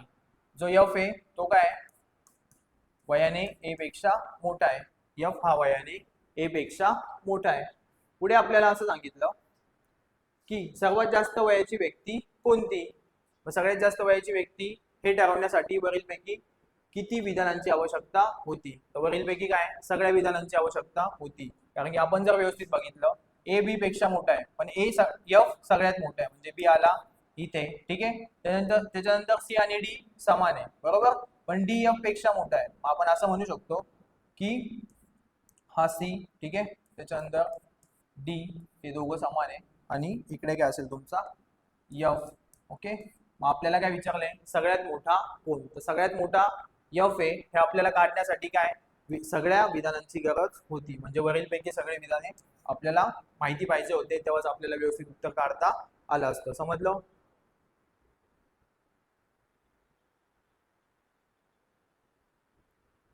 ठीक आहे, घ्या पुढचा प्रश्न. परवा महेशचा वाढदिवस आहे. पुढील आठवड्यात त्याच दिवशी गुढीपाडवा आहे. आज सोमवार आहे, तर गुढीपाडव्यानंतर 20व्या दिवशी कोणता वार येईल? आपल्याला माहिती आहे, असे प्रश्न आले तर आपण आधी काय लिहून घेतो? आज, उद्या, परवा. बरोबर. आज कोणता वार आहे? आज आहे सोमवार. उद्या असेल मंगळवार, आणि परवा काय? परवा असेल बुधवार. ठीक आहे. मग परवा बुधवार आहे आणि महेशचा वाढदिवस आहे, पण पुढील आठवड्यात त्याच दिवशी काय? गुढीपाडवा आहे. बरोबर. म्हणजे काय, गुढीपाडवा कधी असणार आहे, बुधवारीच असणार आहे, बरोबर. गुढीपाडवा कधी असेल, बुधवारी. मग आपल्याला असं विचारलं की गुढीपाडव्यानंतर 20व्या दिवशी कोणता वार असेल. आता तुम्हाला माहिती आहे प्रत्येक 7 दिवसांनी काय होते, आपली सायकल रिपीट होते, बरोबर. म्हणजे 7 किंवा 7च्या पटीत जर आपण संख्या वाढवल्या तर आपल्याला तोच वार मिळणार आहे. म्हणून मी काय करतो, 20ला 7ने भाग देतो, मग 7 दुने 14, बाकी किती उरली 6. म्हणजे एक तर 6 दिवस पुढे जा, नाही तर 1 दिवस मागे या. ठीक आहे. मग आता इथे काय बुधवार आहे, इथे काय गुढीपाडव्याला कोणता वार आहे, बुधवार. आणि आपल्याला काय विचारलं, 20व्या दिवशी कोणता वार असेल, तर एक तर 6 दिवस पुढे जा, नाही तर 1 दिवस मागे या. मग मी काय करतो, 1 दिवस मागे येतो, म्हणजे कोणता वार, बुधवार मधून 1 कमी केला, मंगळवार. किंवा बुधवारच्या पुढे जर तुम्ही 6 दिवस मोजले, गुरुवार, शुक्रवार, शनिवार, रविवार, सोमवार आणि मंगळवार, तरी आपल्याला काय तेच उत्तर मिळणार आहे. पुढचा प्रश्न, सौरभ राजूपेक्षा लहान आहे. ठीक आहे, सौरभ राजूपेक्षा लहान आहे, सौरभ राजूपेक्षा लहान आहे. पुढे पण सीमापेक्षा मोठा आहे, पण सीमापेक्षा मोठा आहे. केतकी सीमापेक्षा मोठी आहे पण सौरभपेक्षा लहान आहे. केतकी काय सीमापेक्षा मोठी आहे पण सौरभपेक्षा लहान आहे, म्हणजे इथे काय असेल, केतकी, केतकी सौरभपेक्षा लहान आहे पण सीमापेक्षा मोठी आहे. पुढे तर सर्वात लहान कोण, सगळ्यात लहान कोण आहे, सीमा. पर्याय क्रमांक 1. पुढचा प्रश्न आहे, एका प्राणी संग्रहालयात काही हरणे व बदके आहेत. आता इथे तुम्हाला खूप जास्त ब्लर दिसत असेल तर मी वाचतोय, थोडंसं समजून घ्या. एका प्राणी संग्रहालयात काही हरणे व बदके आहेत, त्यांच्या माना, ठीक आहे, त्यांच्या माना मोजल्यास एकूण 25 होतात. त्यांच्या माना मोजल्यास एकूण 25 होतात आणि पाय मोजल्यास 76 होतात. हे जे 76 आहे ते काय, पाय. ठीक आहे. तर त्यापैकी हरणांची संख्या किती, आपल्याला विचारले हरणांची संख्या किती. ठीक आहे. आता दोघं मिळून किती आहे, 25 आहे. माना 25 आहे, म्हणजे काय, हरिण आणि बदक हे दोघं मिळून किती असतील, 25. कारण की प्रत्येकाला किती मान असणार आहे, एकच मान असणार आहे. मग जर आपण हरणांची संख्या 12 घेतली तर उरलेली किती असतील, उरलेले काय बदक असतील ते किती, 13. ठीक आहे. हरणांना किती पाय असतात, 4 पाय. मग 12 किती झाले, 48. ठीक आहे. आणि 13 दुने 26, कारण की बदकांना किती पाय, 2 पाय. जर आपण यांची बेरीज केली 48 आणि 26, तर ही बेरीज किती पाहिजे आपल्याला, 76. ही होते का 76, 8 आणि 6 14, इथे 4 आला, आपल्याला काय पाहिजे 6. त्याच्यामुळे हा ऑप्शन कॅन्सल. जर मी हरणांची संख्या 13 घेतली, ठीक आहे, हरणांची संख्या मी जर 13 घेतली तर बदकांची किती झाली, 12. मग 13 चोक 52, म्हणजे हरणांचे पाय किती झाले, 52. आणि 12 दुने 24, हे काय झाले बदकांचे पाय. 4 आणि 2 6 आणि 5 आणि 2 7, दोघांचे मिळून पाय आले 76. म्हणजे आपलं उत्तर काय, हरणांची संख्या किती आहे, 13. पर्याय क्रमांक बी. ठीक आहे. पुढचा प्रश्न आहे, जर आकाशाला पाणी म्हटले, पाण्याला माती म्हटले, मातीला हवा म्हटले, हवेला अग्नी म्हटले, तर मासे कुठे राहतात. आपल्याला माहिती आहे मासे कुठे राहतात, पाण्यात. आणि पाण्याला काय म्हटलेले आहे, पाण्याला माती म्हटलंय, म्हणजे कुठे राहतील, मातीमध्ये. पर्याय क्रमांक 4. पुढचा प्रश्न आहे, एक्स व वाय हे दोन विद्यार्थी आहेत. शाळेपासून घरी जाण्यासाठी चालू लागले, ते एकमेकांना परस्पर विरुद्ध दिशांना 1.5 किलोमीटर गेले आणि त्यानंतर प्रत्येक जण त्याच्या उजवीकडे वळला व 2 किलोमीटर चालून घरी पोहोचला, तर त्यांच्या घरातील अंतर किती.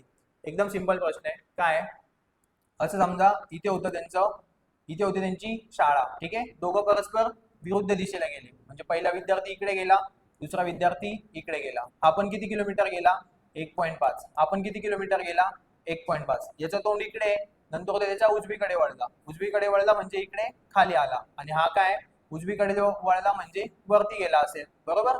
मग किती मीटर गेला, 2 किलोमीटर हा पण गेला आणि 2 किलोमीटर हा पण गेला.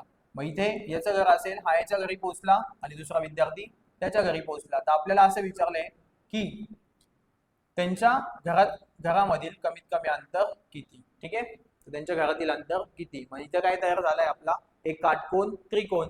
मग तुम्हाला माहिती आहे पायथागोरसच्या प्रमेयानुसार हा झाला तुमचा पाया, ही झाली तुमची उंची, आणि तुम्हाला काढायचा आहे कर्ण. मग 1.5 चा वर्ग किती, 2.5. 25, ठीक आहे. 2चा वर्ग 4 आणि यांची जर बेरीज केली तर 6.25 आणि 6.25चं जर वर्गमूळ काढलं तर किती येणार आहे 2.5, ठीक आहे. म्हणजे ही जर तुमची लांबी असेल ही असेल 2.5 आणि ही पण किती असेल 2.5. मग ही 2.5 ही पण 2.5, टोटल किती झाले 2.5 5 किलोमीटर. म्हणजे त्यांच्या घरामधलं अंतर किती असेल 5 किलोमीटर. समजलं. पुढचा प्रश्न आहे, विशालचा जन्म 23 एप्रिल 1996 ला झाला, तर 13 डिसेंबर 2016 ला त्याचे वय किती. आता लक्ष द्या, 13 डिसेंबर 2016, 2016, ठीक आहे. डिसेंबर म्हणजे कोणता महिना 12वा आणि किती 13 तारीख. ओके, हा दिलेली तारीख लिहून घ्यायची. जन्म कधी झाला होता 23 एप्रिल 1996. मी ते लिहिले 1996. एप्रिल म्हणजे आपला कितवा महिना 4था महिना. जानेवारी, फेब्रुवारी, मार्च, एप्रिल आणि इथे किती तारीख आहे 23. यांची काय करायची वजाबाकी, ठीक आहे. हे आहे तुमचे वर्ष, हे आहे महिने आणि हे काय दिवस. पण मला एक सांगा 13 मधून 23 वजा होणार आहे का नाही. मग आपल्याला काय एक महिना इकडून घ्यावा लागेल. मग इथे आहे 12 महिने, ठीक आहे. जर मी इकडे 12 महिन्यांमध्ये जनरली आपल्याला माहिती आहे एका महिन्यात किती दिवस असतात 30 दिवस, ठीक आहे. मग मी इकडे काय करेल, हे जे 12 होते त्याच्यातला एक महिना इकडे देणार आहे. मग इकडे किती राहतील फक्त 11 आणि एक महिन्यात किती दिवस असणार आहे 30 दिवस. म्हणजे किती झाले 43, ठीक आहे. म्हणजे इकडे दिवसांची संख्या किती झाली 43. 43 मधून 23 गेले किती 20. 11 मधून 4 गेले 7 आणि 6 मधून 6 गेला 0. 11 मधून 9 गेले 2. हे किती झाले 20. हे होते तुमचे दिवस, हे होते महिने आणि हे होते वर्ष. म्हणजे 20 वर्ष 7 महिने 20 दिवस. 20 वर्ष 7 महिने 20 दिवस. पर्याय क्रमांक 2. कळलं. फक्त वजाबाकी करायची होती आणि काय 13 मधून 23 जात नव्हते तर आपल्याला 30 दिवस घ्यावे लागले. कळलं. पुढे, एक घड्याळ प्रत्येक तासाला 10 सेकंद पुढे जाते. जर सोमवारी सकाळी 9 वाजता घड्याळ बरोबर लावले तर ते घड्याळ त्यानंतर लगेच येणाऱ्या शनिवारी सकाळी 9 वाजता कोणती वेळ दाखवेल. ठीक आहे. एक घड्याळ आहे प्रत्येक तासाला 10 सेकंद पुढे जाते. मग आपल्याला असं विचारलं की जर सोमवारी सकाळी 9 वाजता घड्याळ लावलं तर शनिवारी सकाळी 9 वाजता कोणती वेळ दाखवेल. आपण सोमवार ते शनिवार किती दिवस होतात आधी ते बघूया. मंगळवार, बुधवार, गुरुवार, शुक्रवार, शनिवार किती दिवस झाले 5 दिवस. आणि आपल्याला माहिती आहे एका दिवसामध्ये किती तास असतात 24 तास. ठीक आहे. एका दिवसामध्ये किती तास असतात 24 तास. ताशे किती दिवस आहे 5 दिवस. मग 24 गुणिले जर 5 केलं तर किती 520 0 चले 2 5 दुने 10 10 आणि 2 12. म्हणजे आपले दिवस किती झाले सॉरी तास किती झाले 5 दिवसांचे तास 120 आणि प्रत्येक तासाला काय होते 10 सेकंद पुढे जाते. मग जर प्रत्येक तासाला 10 सेकंद पुढे जात असेल तर 120 तासाला किती सेकंद जाईल 1200 सेकंद. आणि हे जे सेकंद आहे याचं काय आपल्याला मिनिटांमध्ये रूपांतर करावं लागेल. जर मिनिटांमध्ये रूपांतर करायचं म्हटलं तर काय करावं लागेल त्याला 60 ने भाग द्यावा लागेल. का कारण की आपल्याला माहिती आहे एका मिनिटामध्ये किती सेकंद असतात 60 सेकंद. म्हणून 1200 भागिले 60. शून्य गेला 0 गेला 6 1 6 6 दुने 12 6 0 0 म्हणजे किती झाली 20 मिनिटे. मग घड्याळ कधी लावलं होतं शनिवारी सकाळी 9 वाजता. तर 20 मिनिटे काय झालं असेल पुढे गेलं असेल. 20 मिनिटे पुढे गेलं असेल म्हणजे काय आता घड्याळामध्ये कोणती वेळ दाखवत असेल याच्यात 20 ऍड करा म्हणजे घड्याळात कोणती वेळ दाखवत असेल 9 वाजून 20 मिनिटे. पर्याय क्रमांक 3 9 वाजून 20 मिनिटे. ठीक आहे. अशा प्रकारे आपले सगळे मॅथ्स आणि रिझनिंगचे टोटल 50 प्रश्न कंप्लीट झालेले. जर तुम्हाला व्हिडिओ आवडला आणि आपलं एक्सप्लेनेशन व्यवस्थित आवडलं असेल कारण की मी एकदम शॉर्ट ट्रिक्सने तुम्हाला खूप साऱ्या गोष्टी व्यवस्थित समजावून सांगितल्या आहेत तर आपल्या व्हिडिओला जास्तीत जास्त विद्यार्थ्यांपर्यंत शेअर करा कारण की अजून 29 तारखेला पण बऱ्याच विद्यार्थ्यांचे पेपर असणार आहे. ठीक आहे. तर त्या विद्यार्थ्यांना आपल्या व्हिडिओचा नक्कीच जास्तीत जास्त फायदा होईल. आणि जर व्हिडिओ आवडला तर आपल्या चॅनलला सबस्क्राईब करून घ्या कारण की इथून पुढे जे पेपर होणार आहे ते सगळे आपण अशाच प्रकारे त्यांचं विश्लेषण देणार आहे आणि आपल्या चॅनलवर अपलोड करणार आहे. चालेल, थांबूया. जर व्हिडिओ आवडला तर चॅनलला सबस्क्राईब करून घ्या आणि व्हिडिओला लाईक करायला विसरू नका. धन्यवाद.